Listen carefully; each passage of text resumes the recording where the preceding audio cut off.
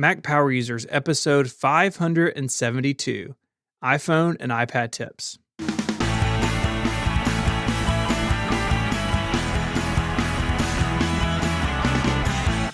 Hello and welcome back to Mac Power Users. My name is Stephen Hackett. I'm joined as always by my friend and yours, Mr. David Sparks. Hey, Stephen. How are you today? I am good. I'm really good. How about you? I'm questioning your statement because I got a picture from you yesterday in my message, and it was a very sad looking iPhone 12 Pro. Yeah, so if you follow me on Instagram, you would have seen this. I have broken my 12 Pro. Isn't that like a thing with you? Like you like to break Apple technology? I don't Isn't like that a thing? to. It just happens a lot. That's all.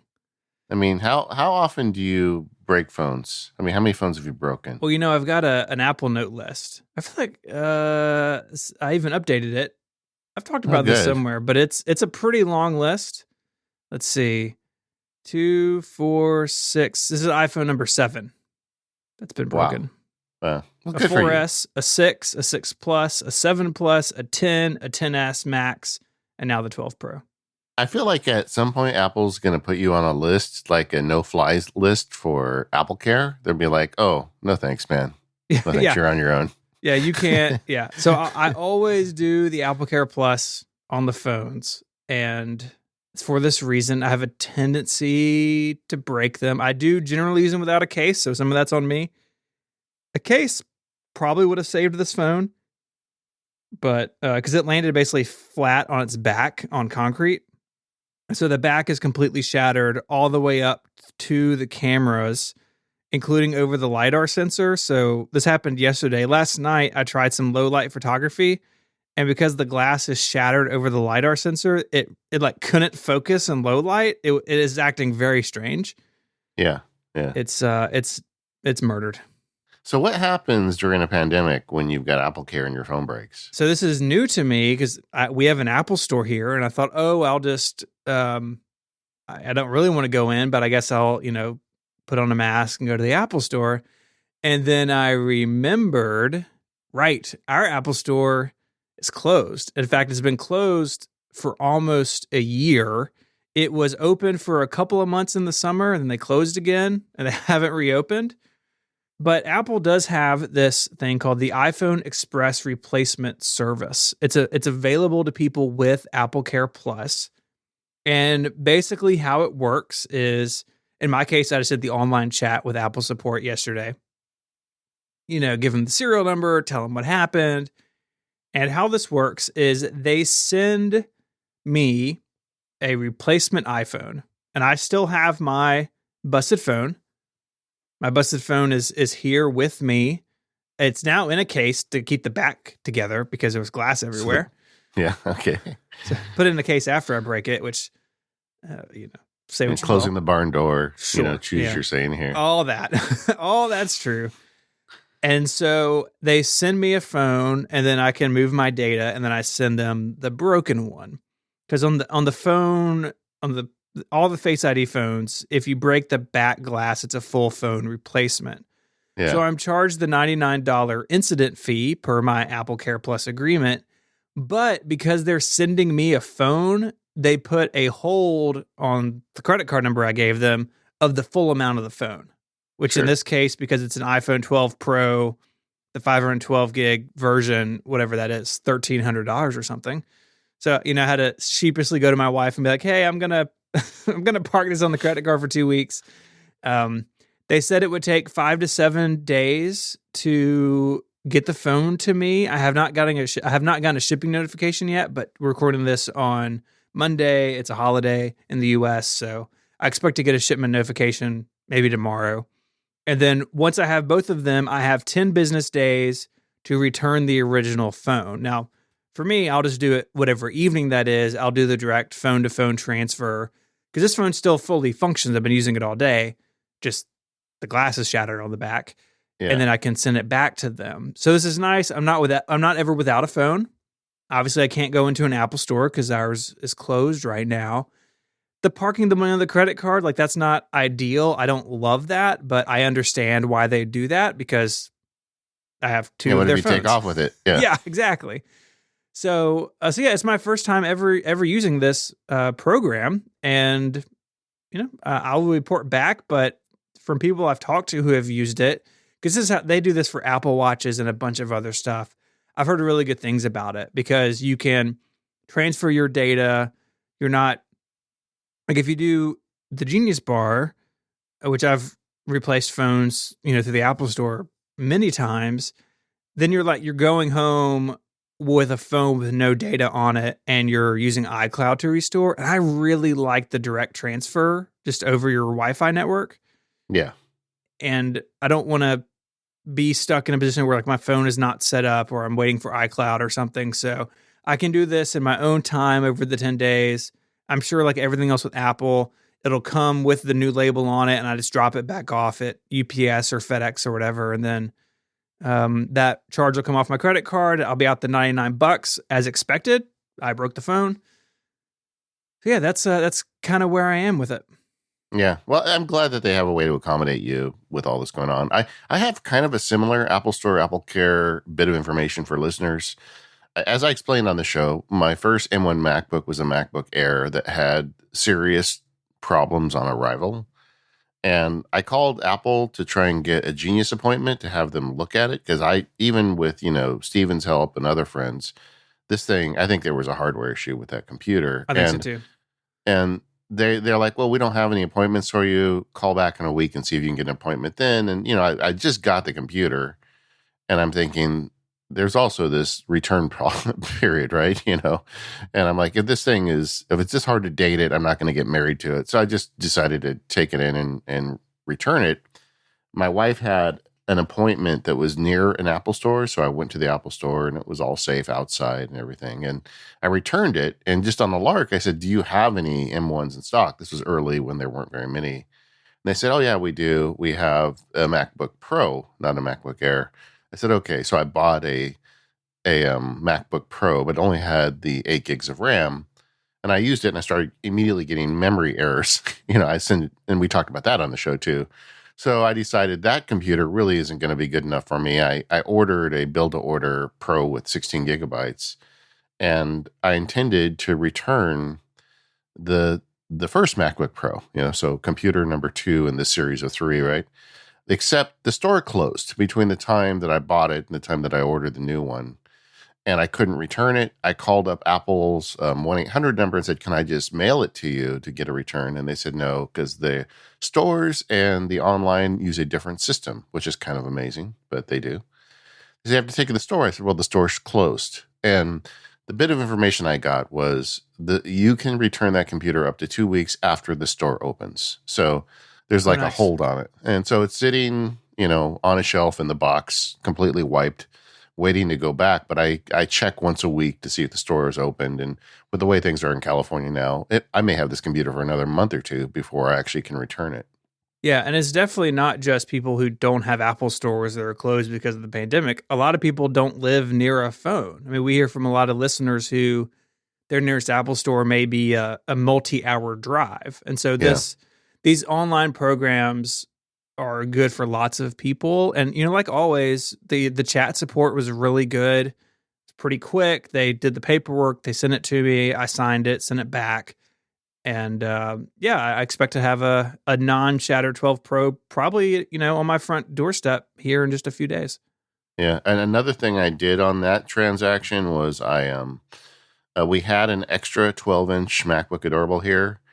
That was my daughter's, that when I got her new MacBook here, I still had it. And I sent it into Apple because the keyboard wasn't working. And they replaced the keyboard and the battery. So we had a working laptop. And I just ended up selling it back to Apple as part of the purchase of that new Pro. So I got, like $500 off of it. And it was, great. So it's all good. But it is a little frustrating that I can't return this one. I do wish they had a way to return store purchases via mail during this, but at least they're being cool about it, and they're going to give me 2 weeks after they reopen the stores, which could be a long time from now. Yeah, that's really cool of them. And I mean, they know that their systems have issues and that people have fall in between the cracks. I think that over the last decade, it's been really interesting to see Apple retail kind of lose its way, I think, under some executives, but it feels like where it is now is in pretty good shape given all the stuff that's going on in the world, right? They can't have these stores open safely. And so they're doing what they can to accommodate customers. And Apple's always been good at that. Yeah. So, all the Apple Care stories aside, today's show is actually going to be about iPad and iPhone tips. We've been thinking about this in the background for a long time. And it's like we have all these cool little tricks and tips on the iPhone and iPad that we want to share. And I know you, dear listener, are going to know some of these, but hopefully you don't know all of them. And as we go through the show, we've got a wide variety of tips and tricks that we've kind of collected over time. And I thought that would be fun today. Also today on the More Power Users episode for subscribers, we had a ton of news drop or rumors drop over the last week about Apple's lineup of Macs over the next year. So Stephen and I, this isn't a new show, but we're going to go into the rumors in the More Power Users today, and I'm strapped in for that. Dude, there's so much stuff. Yeah. We've said this, I don't know how many times, but it keeps becoming more true. It's like, I am so excited to see what this year holds for the Mac. I'm so optimistic, and I think it's going to be really great. Yeah, I put a post up at Mac Sparky this morning where I called it the Mac Renaissance, and I think that's the right word for it. It's just the Mac is so much an A player right now in Apple's lineup, and it's just going to get better this year, I think. So do we want to dive into some tips? Yeah. Where are we going to start? Let's start with some stuff I think that's on both the iPhone and iPad, because they share so much. iPad OS is really only a couple of years old, and there is plenty of iPad specific stuff, but a lot of the stuff does work on both platforms. And I wanted to start with email. Oh no, I'm you. What has happened? Yeah, what has happened? A big part of my workflow on the Mac or the iPad or even the phone, honestly, is saving emails as PDFs, whether I'm attaching them to an expense or something in my company's bookkeeping software, just filing it away in some place like Craft or Notes or Dropbox. That's a pretty consistent thing that I do. On the Mac, it's really easy, but on iOS and iPad OS, it is present, but it's not as easy. So you have an email open in the Mail app, and then you go to print it. It's pretty similar to how it is on the Mac, right? Save as PDF is generally accessed through the print dialog on the Mac, which I think really confuses new users, but it's been that way for 20 years, so that's where it is. Yeah. And on that print screen, you get a preview. So at the top, it's telling you what printer you're going to print to, how many copies, etc. And then you get a preview of it on the bottom. And if you pinch out on that preview to make it full screen, then you get the little share button in the upper right, and you can save that PDF or send it to an application that accepts PDFs. You can upload it to Dropbox, save it to files, send it via messages or a new email, whatever you need to do. Something that I do quite a bit. What's maddening about that is the code is in there to save an email as a PDF. It's like you need a secret incantation to activate it, when all they would have to do is add a button. Mm-hmm. I mean, they could add a PDF button and it would do the same thing, and you wouldn't have to go through this crazy thing where you got to like print, and then because print takes, I think, 2 taps to get to print, then you got to do a reverse swipe, and you got to do another tap to actually hit the sharing button to get it to the sharing screen for the PDF. And every time I do it, I don't even understand why they did it. I mean, it's almost like a joke. It's like, okay, let's give them what they want, but let's hide it. Yeah. It doesn't make sense to me. It's like, maybe it's like the person on the team really didn't want to add the feature, so he thought, let's make them go through a maze first, like a mouse. I don't know, right? A passive-aggressive software feature is what you're saying? Yes. And then, but you look at all the third-party mail apps, one of the best reasons to use something like Spark is they have a PDF button. You press it, and you can share a PDF to any app. And I know a ton of people that use these third-party apps for that reason alone. And, I'm over we used to do shows on Mac Power Users, and every year I'd be like, oh, this is the year we're going to get that sharing button in Apple Mail. I am like, I'm over it. I read a study once about a shark and a seal, and they put them in a tank together, but they put a glass barrier between them. So they're in a big tank. There's a big glass barrier between them, and the shark kept bumping his nose against the glass. He wanted to go eat the seal, and he did. They let the glass in there for like a week or two. I don't know, but and after a while, the shark just stopped trying to bump the glass and get the seal, and then they took the glass out, and the shark never ate the seal. I'm the shark, man. I've been bumping my nose against this glass for too long. Whatever. Anyway, well, I think that was a bit of a rant. I'm sorry, gang. No, it's good. You're a shark. Yeah. Don't seem very shark-like to I'm me. a shark. I'm a shark with a very dented nose on this issue.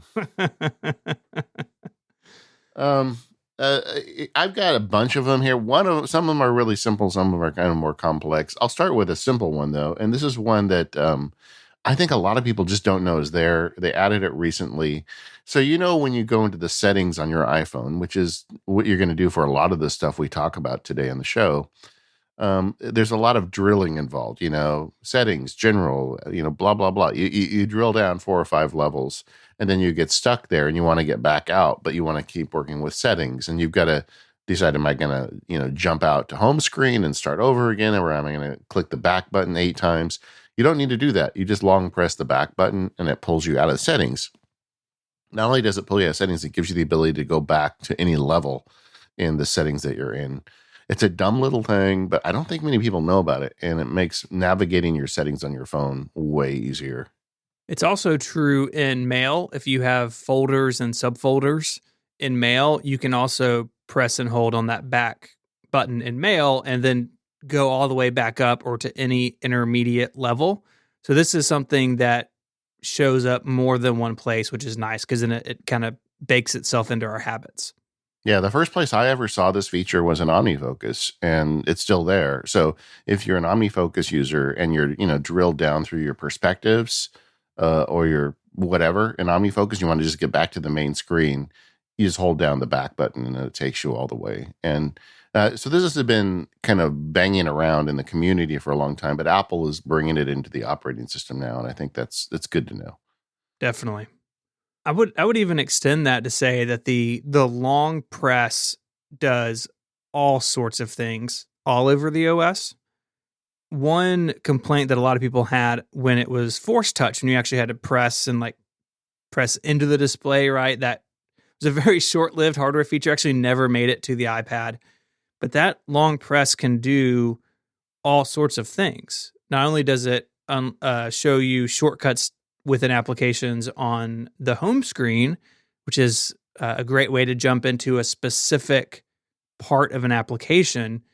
But one of my all-time favorites is in Safari. If and on the phone in particular, it has that carousel view of the tabs, which is fine if you have just a few tabs open. But if you have a lot and you want to close them all, you may think that you have to swipe them all over or hit the little X.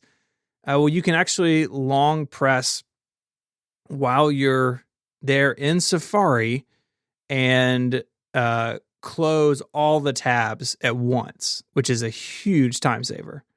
Yeah, in fact, Safari, I've got another tip later about long pressing, and let's just do it now. Safari is one of the best places to try out long presses because it is, I guess the team on Safari is into long press because they've put it in so many ways. You can one of the things I discovered recently by accident, you know how you've got the navigation bar on the right when you've got a long web page on Safari? Mm-hmm. If you long press that, it kind of swells up a bit and you can slide it up and down right on, making it easier to navigate an article.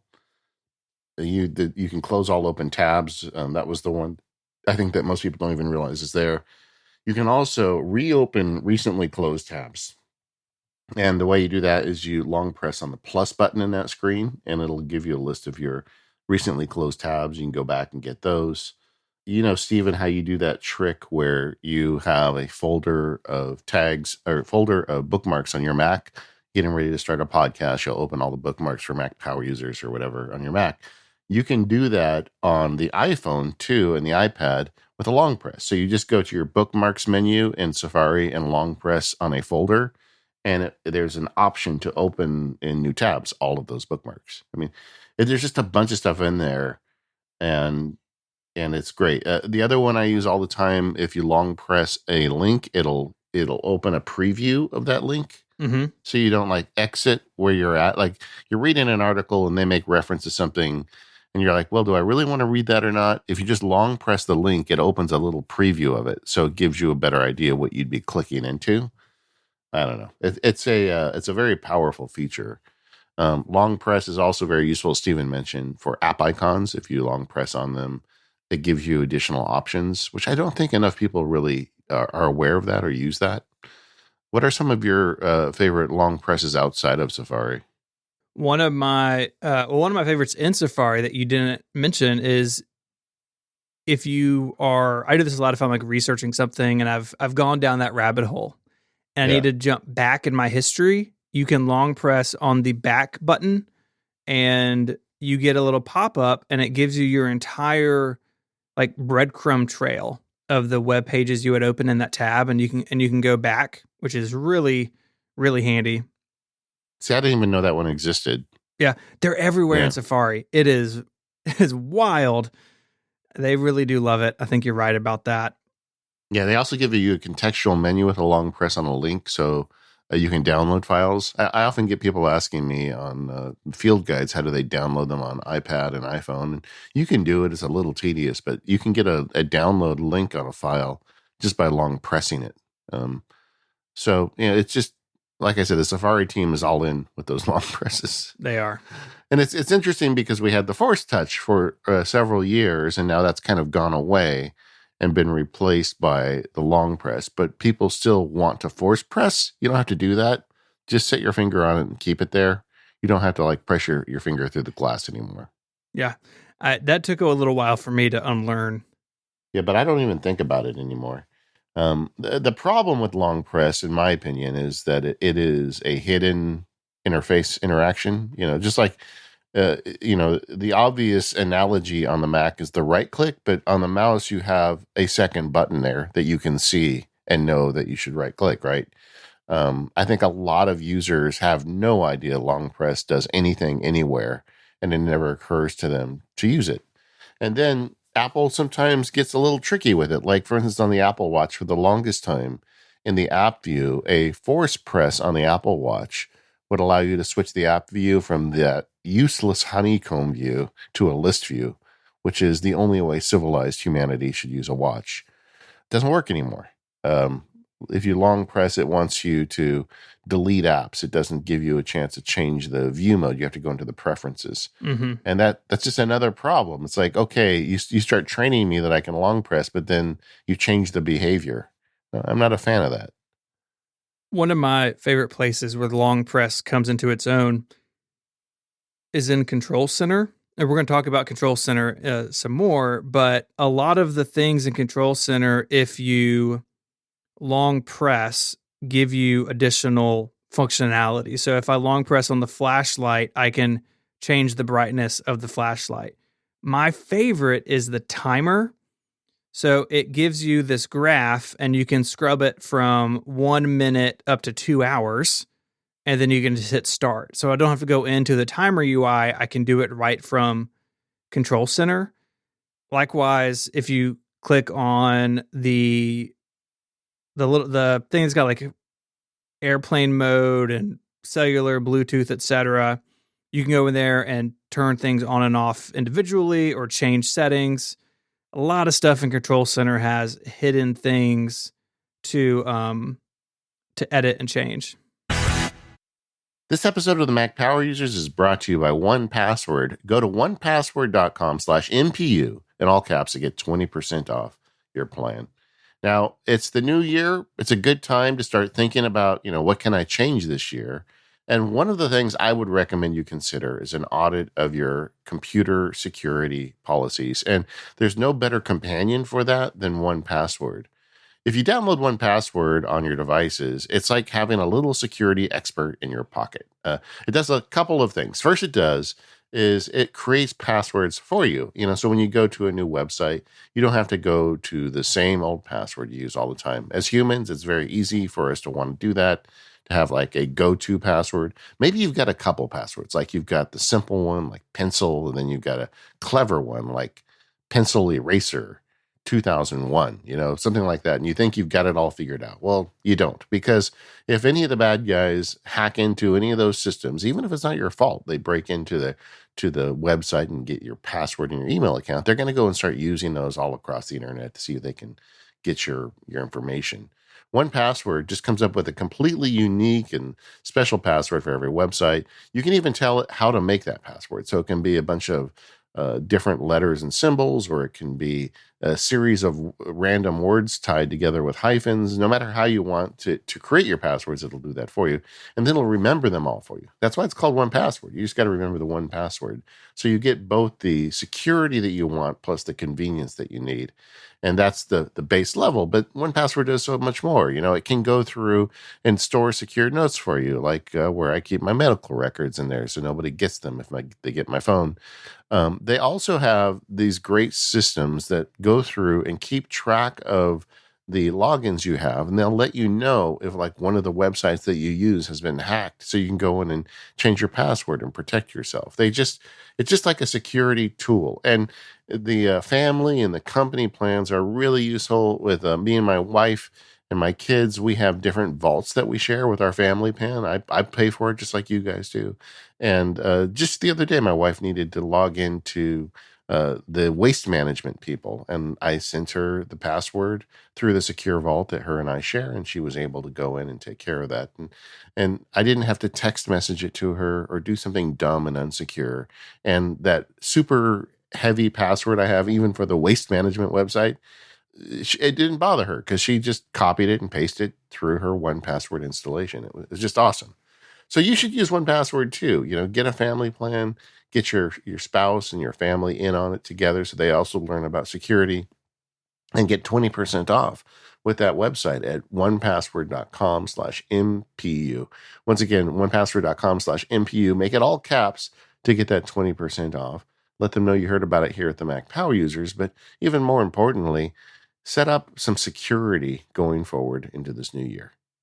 Thanks, One Password, for all of your support of the Mac Power Users. So we've got a few more that are both on the iPhone and iPad. And one that I use really, really often is around privacy and photo sharing. Okay. Take a bunch of pictures with my iPhone. Obviously, they have location data with the photo, which is fantastic. I want that data, but I don't always want to have that data in photos that I share, right? Yeah, yeah.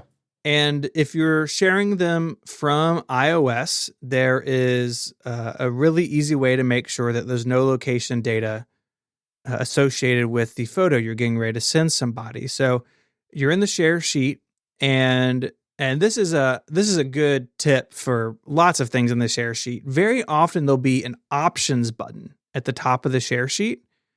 And when it's a photo, if you tap that options button, you get several different options. You can include all photo data, or you can remove that data, including location. So you can toggle the location off and then send that photo with no GPS data associated with it. You also have some other options there. You can send it as an iCloud link. So if you have a bunch of photos you need to send, and maybe it's going to be in an email or an MMS, so people don't necessarily have the ability to receive large photos via MMS all the time, you can send a link. And basically what it does is those photos get uploaded to the secret iCloud link, and people have the ability to download them within a certain amount of time. If they're on an iPhone, they can just add them to their library, and if they're not, then they can download them and do what they want to with them. But that options button is really key, especially when you want to hide your location. For a long time, I had a shortcut that did this, that stripped photo information or GPS information from a photo. But most of the time I realized that I just want to turn that off and maybe certain context. And so the share sheet has fulfilled that need for me. Yeah, but this is a trap that's easy to fall into. I was just I was communicating with a listener recently and about Star Wars, and I sent a picture of the Yoda I keep on my desk, and he wrote back saying, "Hey, I know where you live now because you didn't take the data out of your photo." And I was thankful of him for pointing that out to me. But it's easy to forget. But this is something everybody should be aware of, and just think about the people that you are communicating with, and do you really want them to know exactly where you were when you took that picture? Mm-hmm.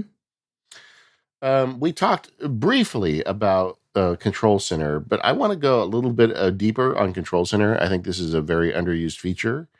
So if you swipe down on the current iPhones from the top right corner, which is another reason why I think a lot of people miss it, because like if you swipe down in the center, over the center of the iPhone, over the notch, you're going to get your notifications. But if you swipe down over the right side, the very where you've got the battery level and the Wi-Fi connection, you're going to get the Control Center. So first, it's easy to miss. But secondly, you don't have to use the Control Center as Apple set it up for you. If you go into Settings under General, there's a Control Center in there. And my advice there is to go nuts, because you've got that screen space on these big phones.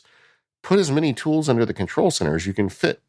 A couple in general that I think people miss are what I call replacement Control Center apps, where historically you would have an app on your home screen or an app very close by, where you can put that feature into the Control Center.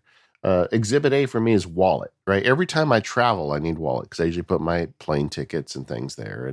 And even when I go shopping, sometimes I need the Wallet to get access to cards and whatnot.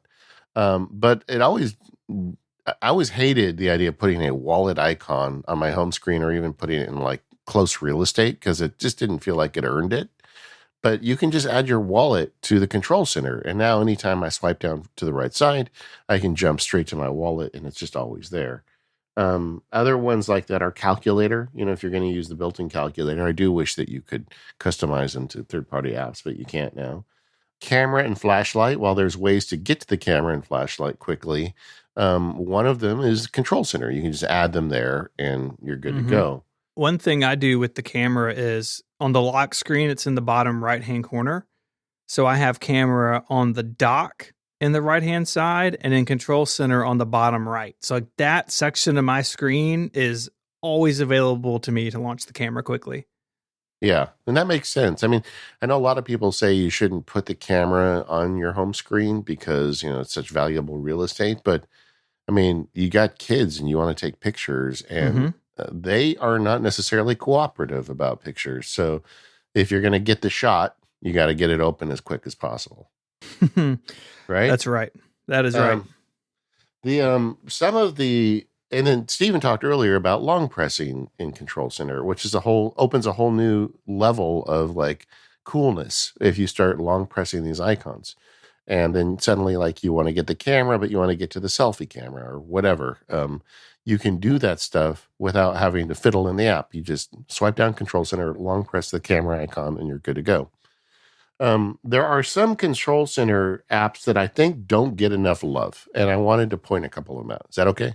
Absolutely. The first one, and I'm not sure if this is an age thing, maybe it is, but Magnifier is amazing. So it's an app on your phone. If you search it, you can launch an app called Magnifier, but I just enabled the Magnifier icon in Control Center. And what it is, it's just kind of a special mode for the camera. And you can point it at something, and you can take a picture on basically a macro level and then zoom it in. Like I talked about earlier, how I turned in that old MacBook when I bought this new one. They wanted the serial number, and I didn't have the computer turned on, but the serial number was on the back. So I just took a picture with Magnifier, and then I could stretch it open to read those teeny tiny letters and numbers that they have on the back of that MacBook. And I just find uses for this all the time. And I realize I'm over 50, so maybe there's 20-year-olds laughing at me. I remember when I was 20, I laughed at anybody that used a font size bigger than the smallest possible font size. So I get it. But this is coming for you too, buddy. So just hang in there. Oh no, I've got it in my Control Center for the same reason. Yeah. But I just think people don't realize it's there. But it's just a great little app that solves a problem that, I have a magnifying glass in my desk drawer, but I use the magnifier in my iPhone way more because it's always in my pocket. No matter where I'm at, I can read the tiny text. I've used it in restaurants sometimes, like if I'm in a dark restaurant, and boy, do I feel old when I do that. I'll tell you, but I'd rather do that than ask the waitress to read it to me. back when we went to restaurants. Yeah, that's really when you feel old. Yeah, I know, but I mean, it's like, yeah, it's sometimes like they have low contrast type in a dark room, and I'm like, I just can't read it. I put my glasses on, I still can't read it.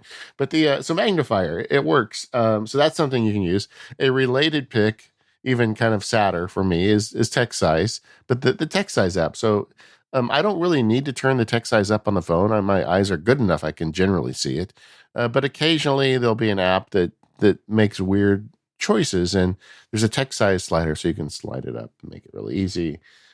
Screen recording I find really useful as a Mac Sparky guy, because a lot of times I'm beta testing apps for friends or developers, and if I run into something crazy, there's a built-in screencasting tool in every iPhone and iPad. You just tap it, it runs a recording of the screen and the microphone, so I can duplicate a bug I see or something I don't like about the app, and I can send them a short little video showing them, which is way more helpful. I also use that in the field guides on occasion. I don't actually use that as my main recording mechanism. I'd rather have a wire and get a higher resolution. But when I get into jam, like when I did the iPhone field guide and I had to show you how to use the navigation apps, I had to use the screen recorder for that. But I think anybody can find a use for it. I also think it's nice when I have like relatives who are not necessarily super techie and they want to do something on their iPhone or the iPad. Talking to them on the phone, like press general. No, general first settings, then general. You notice how your voice gets louder as you get more angry as you're trying to talk them through it.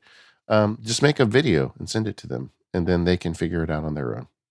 I really love how you can customize the order of them too. So, like I said, I've got camera and flashlight actually kind of where they are on the lock screen. So, just sort of have that muscle memory.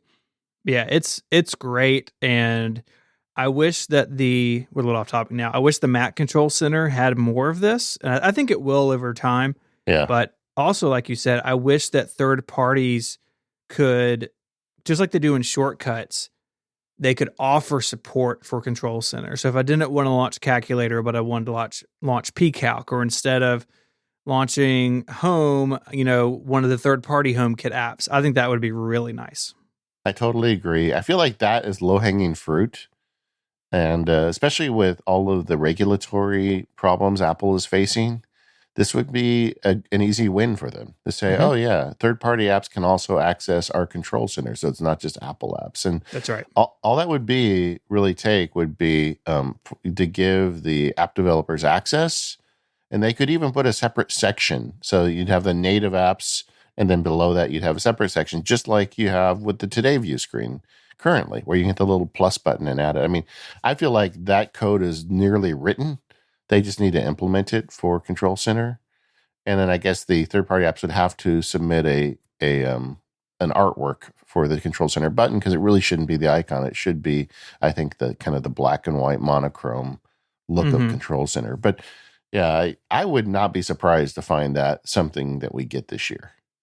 I mean, a combination of ease of implementation plus regulatory oversight. I think this is one that it shouldn't shock us to find that we can launch pCalc at the end of this year. It'd be great. Yeah, and just think how much more you could do, because like someone like me who doesn't have any apps anymore on his home screen, I just run all widgets. It'd be great to be able to add a couple apps just through that Control Center.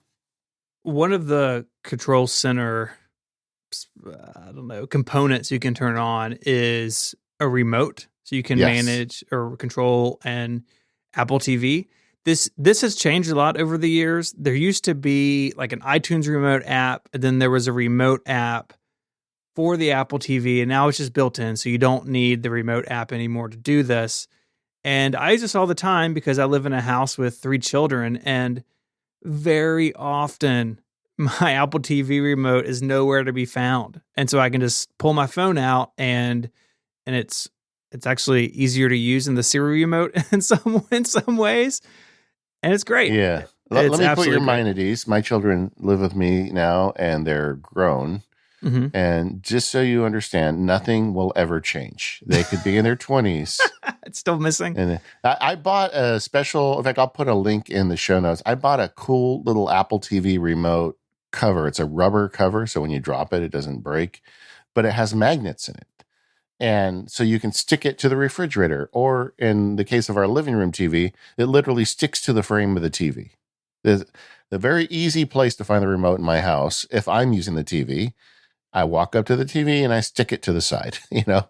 My children, however, they're not so serious about putting it back. And but this remote app, I really feel like this is a separate tip. I think so many people aren't aware of it, but if you've got Apple TV in your house, you can fully control it with your iPhone and even your Apple Watch. Maybe someday we'll do one of these on the Apple Watch. But the remote app, and you put it in Control Center, it's just always sitting there waiting for you, so you don't have to take up a valuable app slot for it. But once you click on it, it actually gives you a selection of the Apple TVs in your house. I have more than one, so I can choose between them. And then I can fully control the interface right there. I can click back. I can hit the menu button. I can swipe right and left, and just the same thing. If the TV remote has gone AWOL on me, I'll just sit there and control the TV with the remote. The only downside to it is you can't control volume on my TV, because my TV, the volume control isn't controllable by the Apple TV. Oh, yeah. If somebody knows a way to do that without me having to buy something like another, there's like these universal remotes and stuff. I don't want to go down that rabbit hole. But if somebody knows a trick around that, I'd love to hear about it, and we'll talk about it in feedback. But you can't control volume. So as the cranky old man who uses the magnifier in restaurants, the other thing I do is I just leave the volume where it is. I don't care how loud it is. And when they come down and say, "Why is the TV so loud?" I'm like, "Because you didn't put the remote back." Consequences, baby. That's right. Meanwhile, mine does control the TV volume, even when the Apple TV isn't the input, and I have no idea why. So, oh, really? I don't know. Maybe at some point I told it to do that. I don't know. And it's persisted between Apple TVs. It's very strange. Maybe there's something I'm missing. I need to look into this. But anyway, that remote is awesome. And it's a perfect fit for Control Center, because you don't really want to put that on your dock or in your home screen. But no, if you're sitting there, watching TV, you're good. What are you watching on TV right now, Steven? My wife and I are working our way through Brooklyn Nine-Nine, which is all right. Hysterical. Yeah, and then individually, I am about halfway through season 2 of The Mandalorian. I'm proud of you. I'm proud of you, man. I'm getting there. Yeah, we're watching Dickinson. They got a new season of it. So nice. Yeah. Either way, Apple TV remote. It's a thing. Mm-hmm. I'm gonna jump back to the share sheet for a second, and my beloved options button. And I hadn't even thought about this until I used it last week. I thought, oh gosh, this needs to be in the show. Yeah. So that options button gives you lots of control over how you share your photos, but it also gives you a bunch of choices when you share a URL from Safari via the share sheet. So you can just have it set to automatic, so it just shares the link, but you can also share a web page as a PDF or even a web archive. So why would you maybe want to do this? For me, it has come up trying to share things maybe behind a paywall, and I want to share an article with somebody and they can't log in and read it, or wanting to share something maybe not necessarily via text message, but maybe I want to share a PDF or something to craft or something like that. It just gives you more control.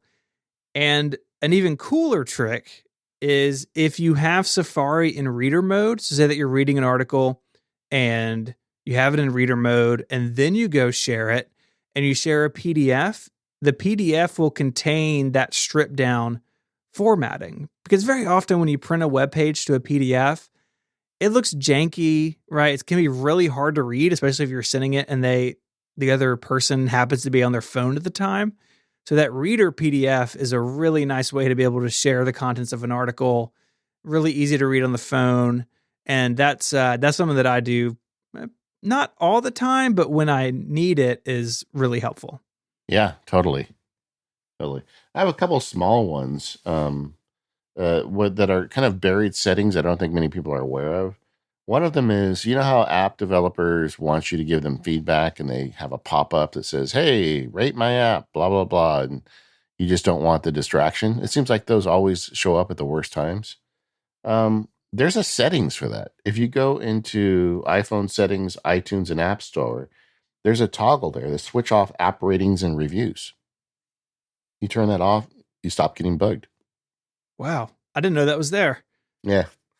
And a similar one is, I think was it you or somebody recently on a show was saying how if they don't recognize a phone number, they just don't answer the call. Yeah, that's me. And there's a setting for that too. If you go to settings, phone, you can say silence unknown callers, and then you just don't see those calls when they come in. Yeah, that's a good trick. I mean, you can use that, or you can use a Nomo Robo or something like that, an app that tries to weed them out, or you can use both, I guess, if you wanted to. But yeah, this showed up, I think, in iOS 13, and it's a good addition if you, like me, get a lot of spam calls. Here's another one. On the Mac on Spotlight, you can do calculations. Like you can say, you can just type in numbers and do a calculation in Spotlight.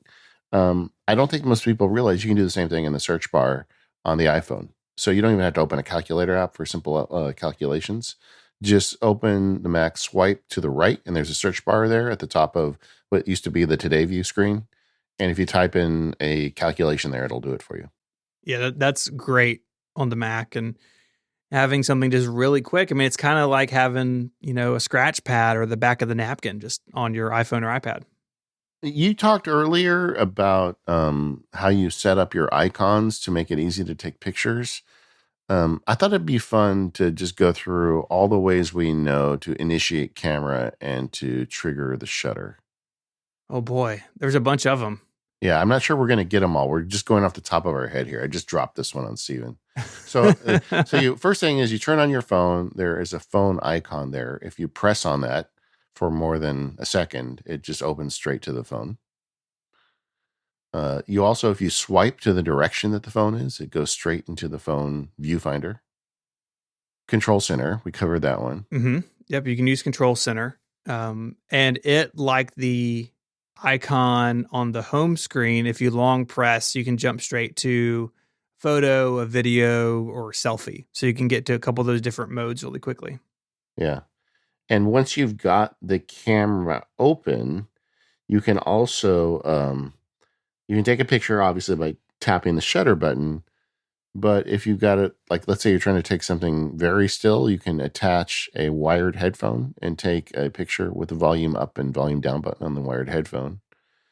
You can also take a picture with the volume up button on the phone. So if you're like holding it up like a traditional camera and you don't want to have to try and get your finger on the screen to the exact place that the button is, you can press it, you can trigger the shutter that way. And then you can also take video and with there's a separate mode, I forget the name of it, where it takes a bunch of pictures at once. Shutter mode, fast shutter mode. What is that called? Yes, Yeah, burst mode. Burst mode. That's it. Which is really and they've kind of changed that a little bit. You've got to hit the button and swipe to the left for burst mode. And that's really useful if you've got little kids because they don't smile necessarily at the moment you press the shutter. But if you take 30 pictures over the course of a couple seconds, one of them will be good. What are the other ways we can trigger the shutter that we haven't covered? There's so many ways, guys. Yeah, well, you can tell Siri to open the camera and it will launch the camera wherever you are. I don't think it can actually take a photo for you, but it can get you into the camera app at least. One which requires additional hardware is the Apple Watch. There's a camera app on the Apple Watch, and you can trigger the timer. Like we took our Christmas pictures this year. It was we didn't have anybody at our house, pandemic, etc. And so we set up a tripod, and I just used my Apple Watch to trigger the timer. And it was a 3-second timer, so we didn't get a Christmas picture of me pressing my Apple Watch. And It looked great. I and got it one. also, It was fantastic. yeah, and it gives you a preview too, like on the watch. So at least it's not a great preview; it's a tiny screen, but you can actually make sure everybody's in frame. I think that's it. I'm sure the forum is going to have like 10 ways we missed, but Apple makes it really easy to take pictures with the iPhone for good reason. Yeah, most people make way fewer phone calls and they take pictures on their iPhones.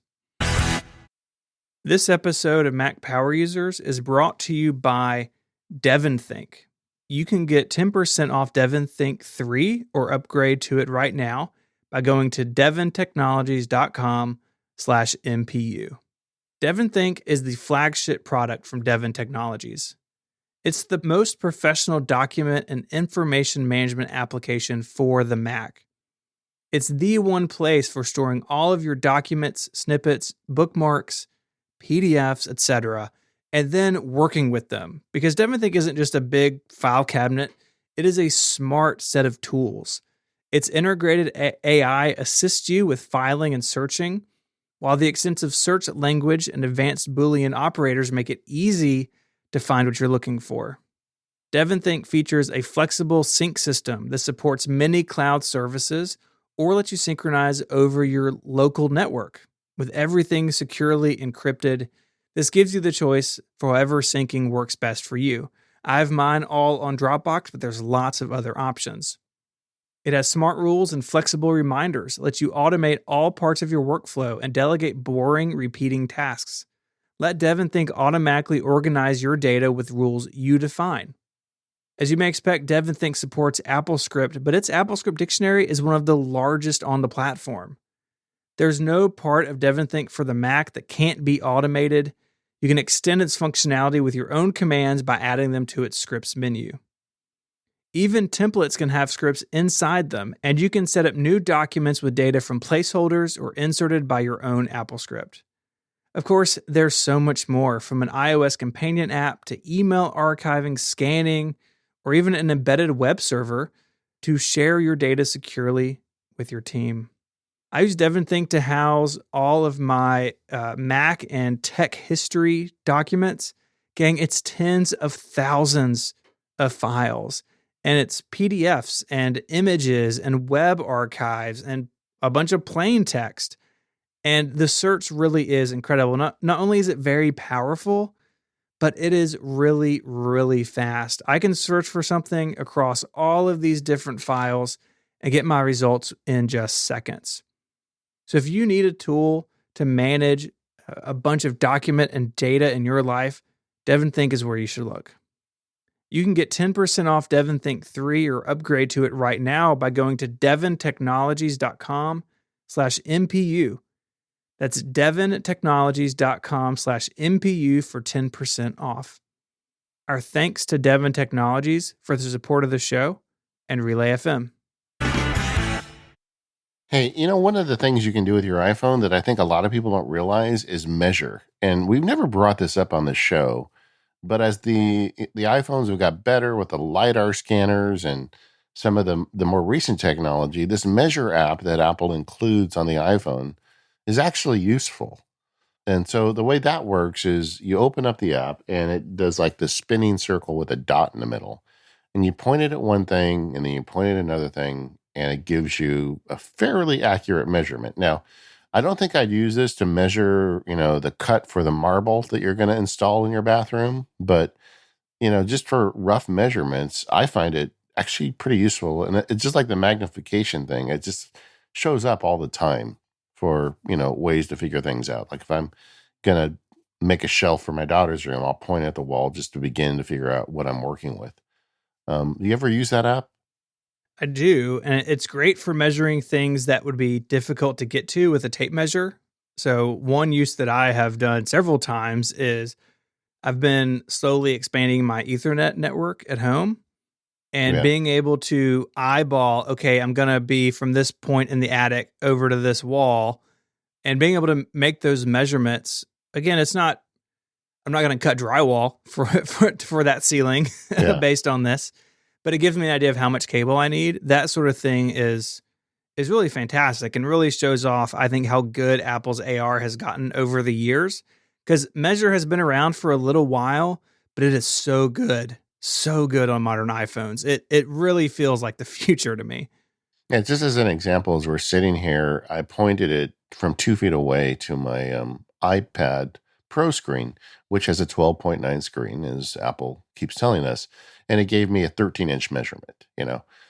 So it's not perfect, but it's very good, and just having this in your pocket is quite useful.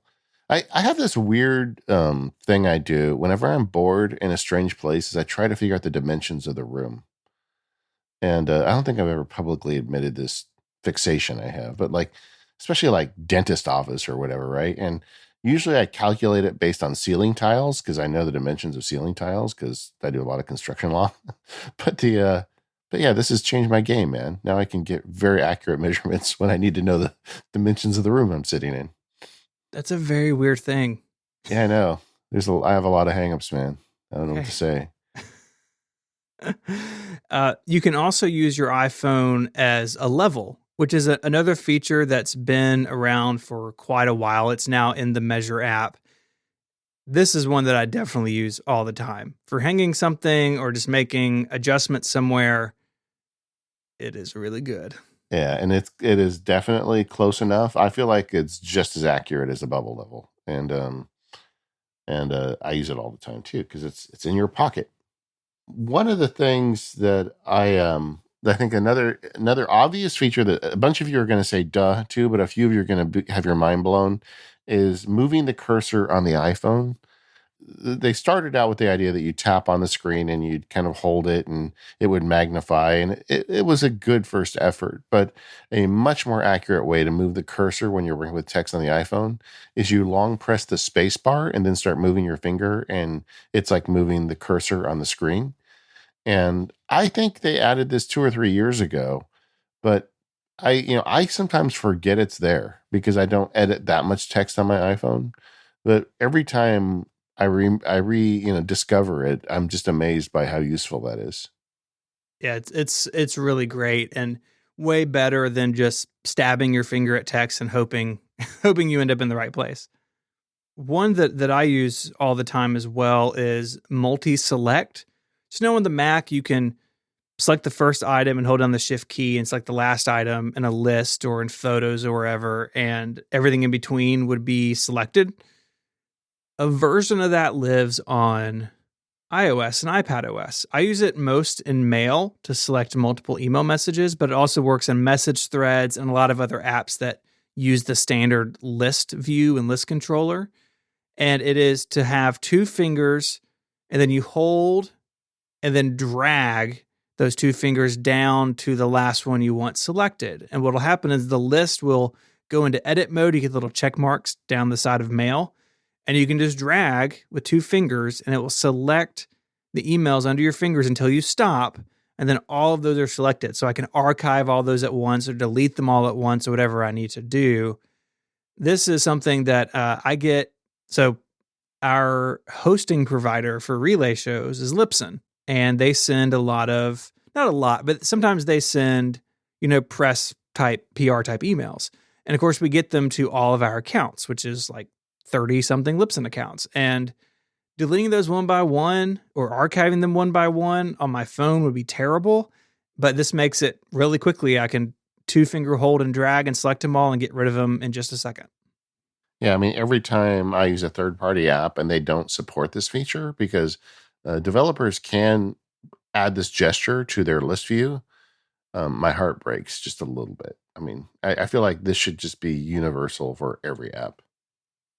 Another one that's relatively new is Face ID for multiple people. Apple just added this. I believe it iPhone 12 or is iPhone 11 too? I think maybe iPhone 11 supports it as well.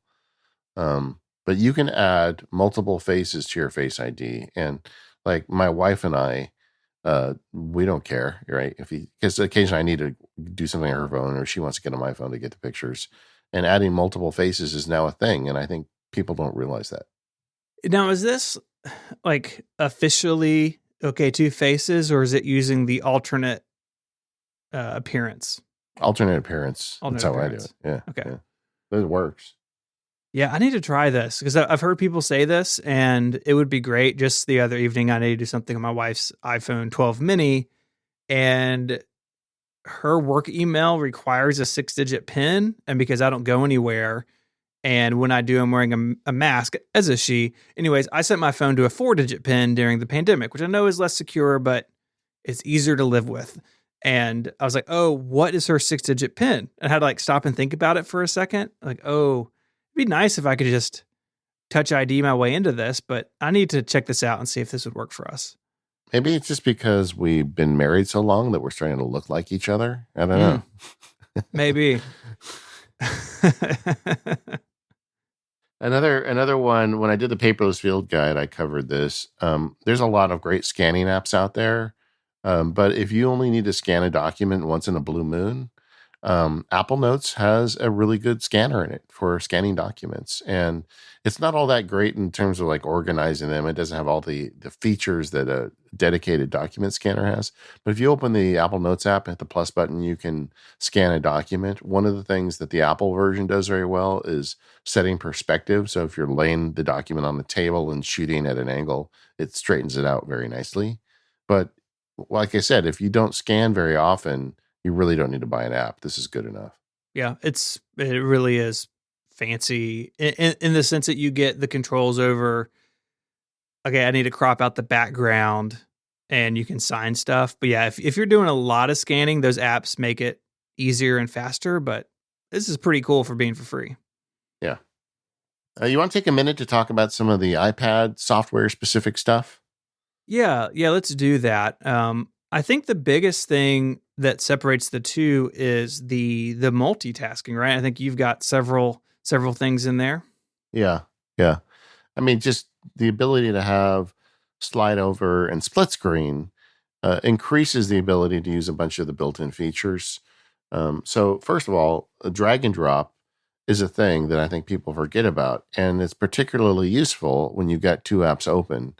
And I always recommend, if you want to kind of experiment with this, open the Apple Notes app, because I feel like that is internally at Apple the test ground for any drag and drop media, because it seems like everything goes into Notes. But you'd be surprised what you can drag and drop. Like you can drag and drop calendar events or emails or, texts or link or even pictures. So you just grab one, hold on it long enough to lift off the page and drag it over. Now, I use this quite a few different ways. Uh, Email links are one of the most useful. Like, I often get an email and I want to follow up on it with OmniFocus later. So if I have the OmniFocus inbox on the right side and Apple Mail on the left side, and this also works with third-party mail apps, I can just drag and drop the email in. With Apple Mail, the type of link it creates can also be read on the Mac. So if you have Apple Mail on your Mac too, and you open OmniFocus, you click the link, it jumps you to the email. Even if you move the email to the archive or put it somewhere else, that link follows the trail. And I find that a very useful tip. It's not nearly so easy on the iPhone to do something like that, but with an iPad, because you've got drag and drop, it's a possibility. This is definitely something in iPad OS that I feel like I don't use enough. I'm not a big drag and dropper on the iPad, and I know it unlocks so many cool things, but it's never really stuck with me. I need to spend some time with this. So if you want to get better at drag and drop, there's an app I want you to get. It's called Yoink, and it's been Yes. around forever. Yoink is on the iPhone, iPad, and Mac.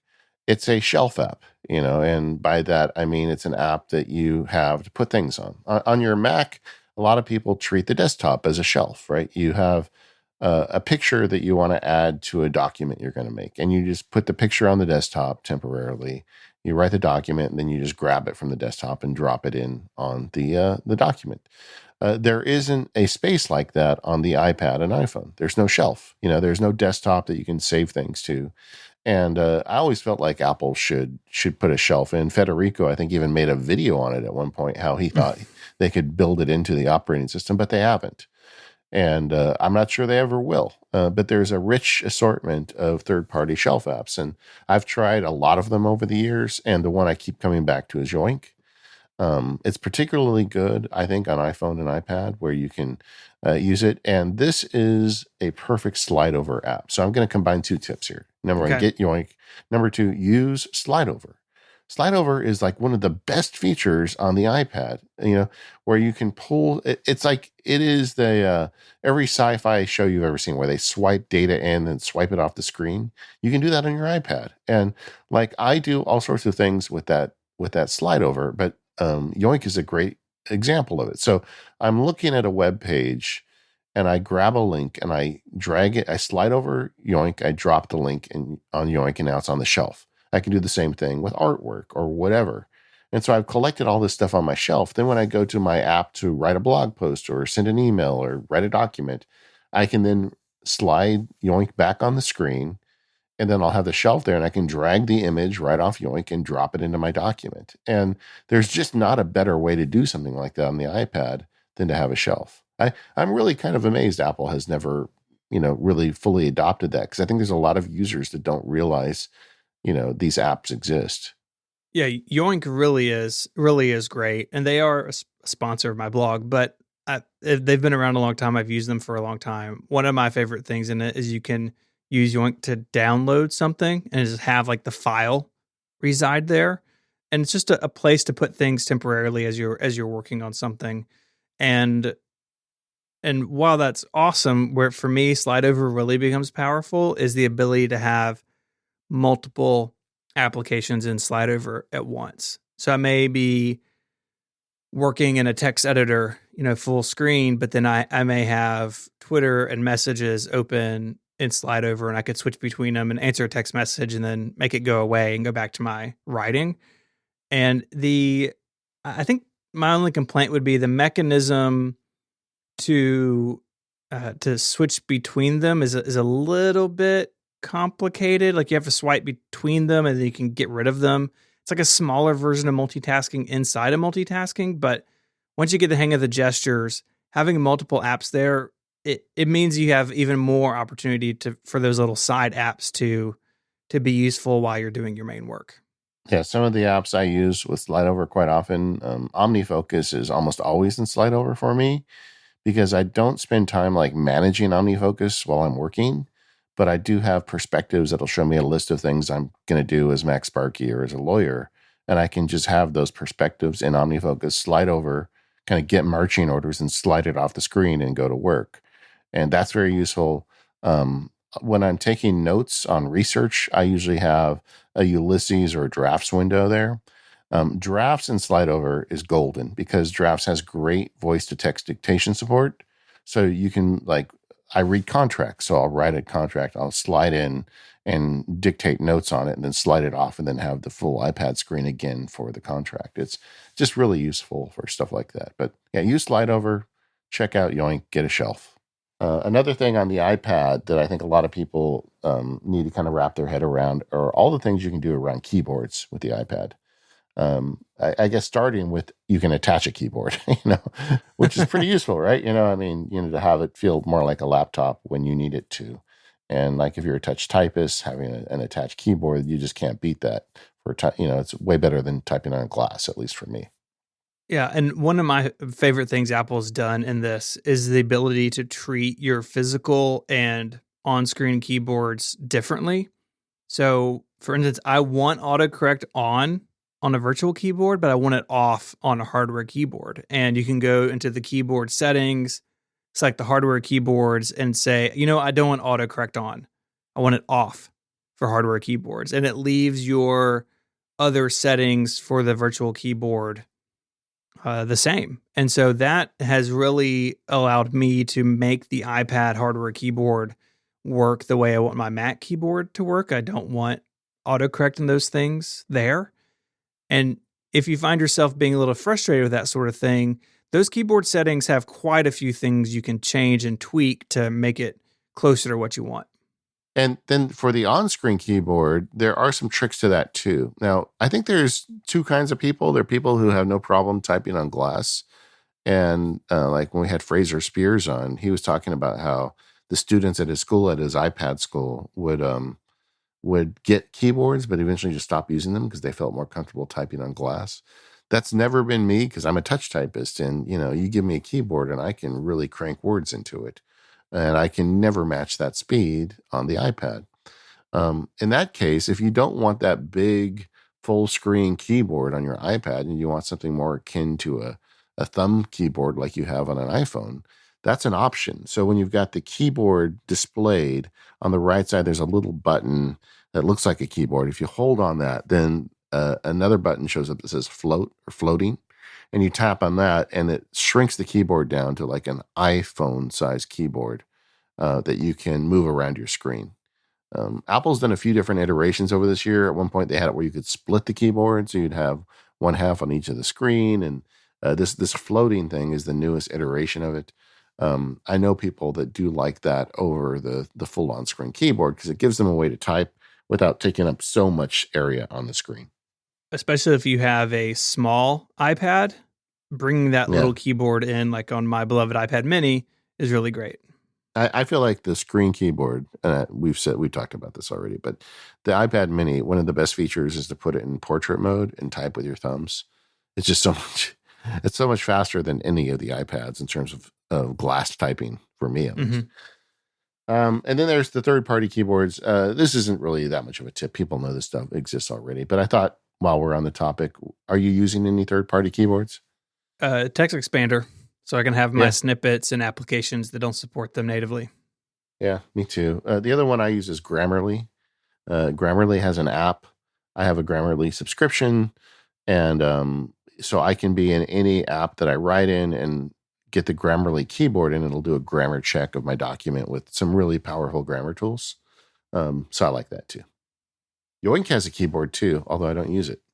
Gboard is another popular one. I've used it on the iPhone before. It puts Google search and a bunch of other stuff really handy, but it is Google. Some people don't feel comfortable with that, but their iPad version is decent, but most of the time, honestly, my iPad has a hardware keyboard attached to it. So I don't use the software keyboard all that often.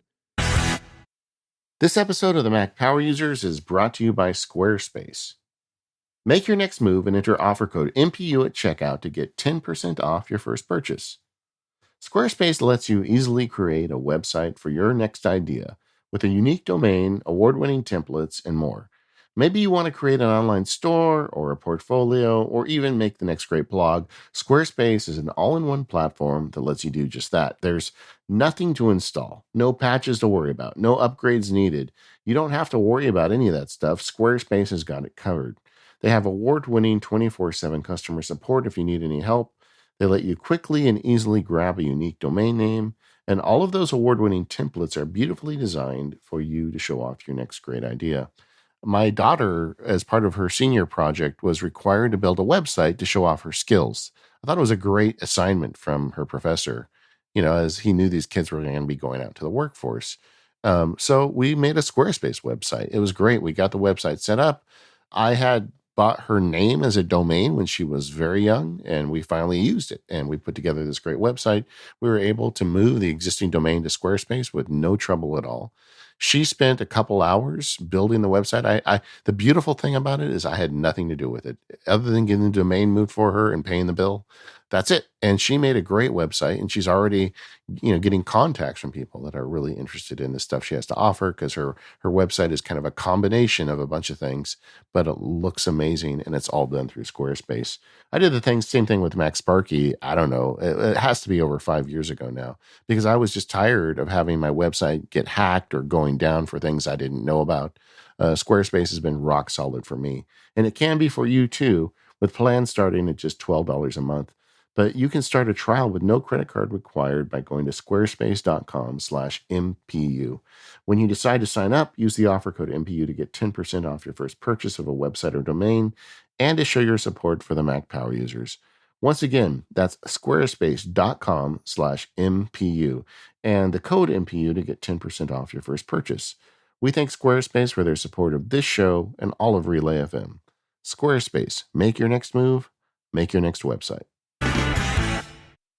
So let's close out with some hardware tips for the All right. iPhone and iPad. Okay. One that I put in here because I never remember how this goes, but on a Face ID equipped iPhone, restarting it is relatively straightforward. You press the side button and then the volume button, any volume button, and hold, and you get that menu where it says shut off and that sort of thing. But force restarting is one I couldn't ever remember. So if a phone is frozen or is non-responsive, to force restart it, you press and quickly release the volume up button, and then press and quickly release the volume down button, and then press and hold the side button until the Apple logo shows up. I don't know why this is so complicated. The timing of it seems very sensitive to getting it right, but it is something that I can never remember the order. But it's volume up, volume down, then hold the side button. Now, how is this the same reset that we used to get by just holding down the home button for like 15 seconds? You used to be able to do it by press and holding the sleep wake button and the home button at the same time. Okay. So you'd press and hold them both. So it is the same force restart. I mean, it forcibly restarts the hardware, but you got to remember the right incantation. It feels very precarious. It is. It really is. I think one of the things, the tips on the iPhone is cleaning it. I think that's something that we should at least take a few minutes to discuss. Yeah, Apple has whole support documents about how to clean your iPhone and iPad. I'll put the iPhone one in the show notes. When this comes up for me is when I go to take a picture and it looks hazy. It's very often because I have something on the lens. It's like, okay, wipe off the lens and then take the picture. But Apple has this great document about this. You can use 70% isopropyl alcohol wipes or things like Clorox disinfecting wipes. They say not to use bleach. Don't submerge your iPhone in a sink of cleaning product. But, this day and age, it's important to make sure your stuff is as clean as possible. You can use lint-free cloths. You can use warm, soapy water if you need to. I know on an iPhone 11 or 12, older phones that are less water resistant, you got to be obviously a lot more careful with the liquid. But one thing to remember is that oleophobic coating on the screens of our iPhones and iPads that help keep fingerprints and finger grease off the phones. Cleaning products or abrasive materials can wear that down and even scratch the display. So if you have something on your display, you want to be a little careful. I would just use a cloth, maybe a slightly damp cloth, but don't necessarily go nuts if there's, spaghetti sauce hardened on your iPhone screen. Yeah. And I think the most important thing is really the lenses. Daisy and I were looking at some pictures we took of the family recently, and her phone is a few years older than mine. She's like, I just can't get over how much better your pictures are. So I started looking at her pictures, and they were really like fuzzy and washed out. And I just took her phone and wiped my t-shirt on it. And suddenly it took much better pictures. So somehow she had managed to get, I don't know, maybe some makeup or something smudged on the lenses. And I think that's something a lot of people don't think about. If you're about to take a bunch of family pictures, literally just wipe the lens on your t-shirt, and that might be enough to improve the quality. What a concept. Is that bad advice? I don't know. Maybe you're not supposed to use your t-shirt, but I do all the time. I mean, I think Apple would say use a light cloth, but the cameras do have that sapphire coating on them, so they're really hard. I've definitely done it for years, and it's been fine. Yeah, and like cotton, like a t-shirt is cotton as opposed to like a scratchy fabric. Mm-hmm. One thing you have to be careful if you're wiping it with a t-shirt and it's got a lot of smudge on it, you're going to end up getting light streaks if you just, wipe in one direction and it really is dirty. What I mean? Like if there's a light bulb in it, it's going to have a line going off of it. Yeah. So that might be a lens cleaning issue. You may need to get out bigger guns if you're still having that problem. Another thing with the iPhone hardware that I think a lot of people don't note or don't track is just storage management. We'll put the support article in the links, but you pay attention to your storage, not only your onboard storage of your phone, which thankfully is a lot easier problem now than it used to be. Apple's finally shipping phones with enough storage on them, but also your iCloud storage. And that's right in the settings. They've got a nice graph. It takes a few seconds to build the graph for you when you open it. I guess it does the polling right then. But that is something to be aware of. And like I'm always tracking that 2 gigabytes for the family sharing plan because we're, as we're inching towards it with all of us taking lots of pictures. I think there's actually a way now you can upgrade that to a higher storage, but we're not there yet. But that is something I check pretty regularly. Yeah, it used to be a little bit of a mystery, and Apple's really made that easier. And I like that it's now basically a top level thing in settings. You just have to really drill down to find it, and now it's much easier. Yeah, and it also kind of gives you a degree of app shaming. You see the apps that are taking a lot of space, or Hmm. and it maybe some dumb game that you downloaded a year ago and only played once, you'll find is taking up a massive amount of space on your phone. That's the screen where you'll find that. Hmm. I want to talk about chargers. All right. It used to be really easy. Your Yeah. iPhone came with a charger in the box, and that's the charger you used, but it doesn't come with a charger anymore. And there are a bunch of different chargers, and we have wireless charging. Really, what we're talking about here is the wattage of the adapter. And a rough rule is the higher the wattage, the faster the phone will charge. You've got wireless charging on a bunch of phones now, starting with the iPhone 8 and 10.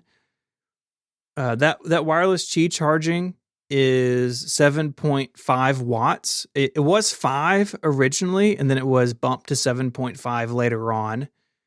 And that is not super fast, but if you're charging overnight, it's more than adequate. Or you're just, it's on your desk during the day and just trickle charging. That's fine. Yeah, and just for context, that wall wart that they sold forever, it was 5 watt 5 watts. charger. Yeah. Yeah. The one they gave you for free for 14 years or whatever. Yeah, Yeah. it was little baby 5 watt one. So the Qi wireless charging at 7.5. MagSafe, if it's like an official MagSafe compatible charger from Apple or a third party, and not all of them that have magnets are MagSafe compatible. You got to read the fine print. But MagSafe is at 15 watts on the iPhone 12, 12 Pro, and 12 Pro Max. The 12 mini is limited to just 12 watts, but that's still faster than the 7.5 with regular wireless charging. And, I've noticed that because I have switched out my Qi chargers on my desk and my nightstand with MagSafe chargers, and it definitely is faster. And that's been nice. But there's an asterisk there because when you buy the MagSafe adapter, it doesn't come with the charger, the actual thing you plug it into. And like you can't, if you plug the MagSafe into the old wall wart, the 5 watt wall wart, you're not going to get 15 watts into No, your Mac, into your device. no, you're not. The MagSafe puck that Apple sells, I think, recommends the 20-watt charger. Even the 18-watt charger is not fast enough for it. If you're not using wireless charging, not using MagSafe, and you're using, good old lightning cable, you have a lot of options for fast charging. This is fantastic for especially when you're traveling or you've had a busy day, you just need to top your phone off quickly. An iPhone 8 or higher can charge 50% of the battery in half an hour or so. And Apple over the years has sold a lot of these USB-C power adapters. So the wall wart is USB-C, and then you have a USB-C to lightning cable. Those have ranged from 18 watt, 20 watt, 29 watt, and then you get into the ones used with the MacBooks and MacBook Pros. So 30 watt, 61, 87, 96. You can use your MacBook Pro charger to charge your iPhone. It's still going to cap it. It's not going to shove power in at 96 watts, but it will still fast charge it. The only one, and we mentioned this a second ago, that's a little weird compared to the rest of the list is that 18 watt charger, which they don't even sell anymore, I don't think. It's been replaced with the 20 watt. You need the 20 watt to fast charge the iPhone 12 or to use MagSafe. So if you have an 18 watt charger, you manage to pick one of those up. It is not as compatible as some of the others. So for me, I've got several of these 20 watts. That's what I have in my backpack now. That's what's charging my MagSafe pucks. And then, of course, I can always use the one that came with my MacBook Pro if I need to. Now, maybe I know there's been some controversy as to like third party chargers. Let's say you've got a third party 60 watt charger. Will that charge the MagSafe at the full 15 watts? It should, as long as it supports USB power delivery, which is just a certification for USB-C chargers that says it's above a certain wattage. So anything that Yeah. you buy that's reputable should be just fine. You know, if you're buying from Anchor or one of those companies that they make chargers, they'll tell you around the packaging, around the product page, what it's capable of doing. But you don't necessarily have to have an Apple charger. Yeah. Well, my iPad Pro charger was the 18-watt charger. So Yeah. I don't, it is frustrating, but I refuse to like buy, I'm not going to buy an extra 2-watt charger, whatever, you know. And I guess the point is if you charge your phone on your bedside table, you probably could get away with a 5-watt charger because, you know, unless you only sleep 2 hours, you're gonna be there long enough for it to charge, no matter how slow you drip it in. Yeah, yeah. I mean, so that's what we did for a long, long time. So, but it is nice to have a fast charger, even if it's just in your travel bag, and you know you got to top off when you're on the road. It's really nice. Yeah, it'll be interesting to me to see if they, you know, there's a lot of rumors that they're going to remove the Lightning port. And, you know, the best use for it in my case is usually when I'm traveling, I want a fast charge, about to get on a plane or just got off a plane, something like that. It'll be curious to see if they find some way to find a wireless charging that gets you above 15 watts. Hmm. That would be a good way to answer that problem. You know, say, okay, but you know, Yeah. Here's stick MagSafe. it on this thing, stick it on this supercharger and it's going to get you 30 watts or something. Hmm. It doesn't need to be 60, you know, it just needs to be faster. Some additional iPad hardware tips. I just got an email recently from a listener who said his keyboard stopped working and it was out of warranty. And I wrote him back and I said, disconnect your iPad and reconnect it because it was just like two keys weren't working. And they wrote me back and said, oh, yeah, it's working now. Thanks. But I find that a thing once in a while when you have even the Apple connected keyboard, sometimes things just get a little wonky and disconnecting. And by disconnecting, I mean literally just pulling the iPad off and sticking it back on is enough to fix it. Oh yeah, it's the age old turn it off and turn it back on again. Yeah. But you had some ideas as well. Yeah, there are times where that is not enough, that maybe you do that or you even restart the iPad and the keyboard still isn't seen. A couple of things to do to make sure that those contacts on the smart connector are clean. You can use compressed air, or you can even try cleaning the contacts. And again, Apple has a document on how to do that. They recommend, again, a slightly damp, lint-free cloth. Not You don't want to spray bleach on that thing, but you want to make sure those contacts don't have any debris on them. And in my experience, having this issue before, if it is debris, it's usually really obvious that, oh, something just made its way in there and I can just blow it off and it's fine again. Yeah, it's funny how often just the connection point is the point of failure with this stuff. Recently, my AirPods stopped working, and I'm like, oh no, you know. And then I noticed that if I put them on a Qi charger, they would charge. And what had happened was there was some lint from my pocket, just enough, got in that lightning port. There was enough that I could click it in to a lightning plug, but there was just enough in there that it prevented the connection. And I just took a little pick and pulled out a piece of lint and it started working again. Oh yeah, that's real common on iPhones too. If you're charging and it will stop charging if you touch the cable in the wrong way, very often it is just debris in the lightning port. We have a trackpad and mouse this year with the iPad, but you can customize it. You can. So iOS and iPad OS have a rich history of accessibility options. They brought that over to the pointer, where you can not only make the pointer bigger if you just need to make it larger, you can set the ring color around it. So if you're having issues distinguishing it, maybe having a blue or an orange or a green outline around it would make it more easy. You can set your trackpad inertia. You can set your scrolling speed and really dial in exactly how you need the pointer to show up. Yeah, the thing that'll get you on that is that there is a trackpad and pointer setting but a bunch of those like sizing and color outline are controlled in accessibility. That's So right. there's two different places you need to go to find that. Like when I did the paperless field guide, all the iPad stuff in there has a green circle around the pointer to make it easier to see on the screen. And green was kind of the color of that field guide. So I switched it. But it is useful if you have trouble tracking that gray button as it moves around your iPad screen. Mm-hmm. One of them in here you added that you was new to you, though I think is a really good one, is people don't realize if you take a pencil and you just swipe in from the corner that it sets up basically a screenshot for you. Yeah, I had no idea. This was a tweet from the Apple support account of all places, which is a great Twitter account to follow for these sorts of things.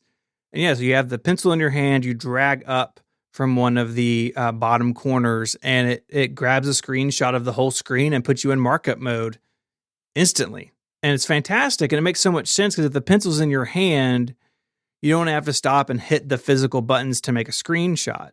And you can just do it really quickly, mark it up, send it on its way, and not get out of your flow with the pencil. Very cool.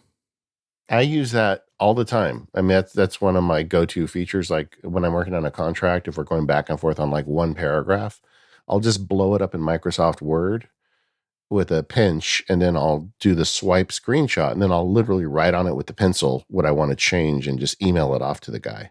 And I do that all the time. A couple additional features here with a website, you can toggle between just what's on the screen and the full web page. And also with this, when you close it, it gives you a dialogue to delete the shot or to save it or even to add to your photos library. So you don't have to go through the sharing mechanism of saving the image, just close it and it gives you the options to do it at that moment. And that's really useful too. Like I do a lot of stuff in Basecamp, and I need to get a screenshot of something to add to a communication in Basecamp. This is just a feature I use really often, and it's a very nice implementation if you have an Apple Pencil. Yeah, it's really cool. Well, that was quite a few, Stephen. Quite a few. Yeah. Turns out these devices do all sorts of things. Yeah. And you know what's going to be cool when we go to the show notes in talk.macpowderuser.com? There's going to be a bunch of ones we missed that people add. So it's going to be even better if you head over there. Yeah, this is going to be great. And I think that, it's one of those things too where these change over time, right? Every time there's an iOS release, Apple adds these additional features to make these things more useful. It's just exciting that it's a moving target too. Yeah, it's funny because there's a bunch in this outline that we skipped because, we didn't want to make it a 5-hour podcast. But Apple is just always looking for these little tweaks, and you forget about them until you start using them. And I think that's one recommendation I'd give. If there's something you talked about today that you want to start using more often, try and learn one at a time. Get it under your fingers, get used to doing that, and then pick another one. Just make a list. Don't try to do them all at once. Well, that wraps it up for today for the Mac Power Users. You can find us at relay.fm/MPU. Thank you to our sponsors, 1Password, Devon Technologies, and Squarespace. And we'll be talking in more power users today about the Macintosh Renaissance. See you next week.